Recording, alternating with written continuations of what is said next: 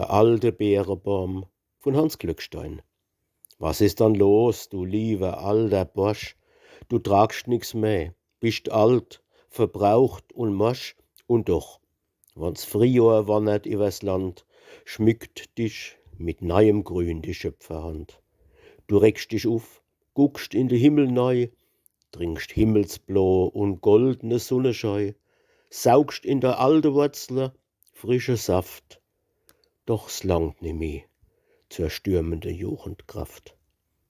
In deine Äst, da klingen Vegellieder, treibst weiße Blieder wie der junge Brüder, gibst Schatten, wann die Sommersunn als lot, doch wann der Herbst als färbt die Blätter rot, und wann der Wind in raue Frühherbsttage die Blätter von der grauen Äst tut jagen, wann all dei Brüder stehe Früchte schwer, bist du alle verzoppelt, kahl und leer.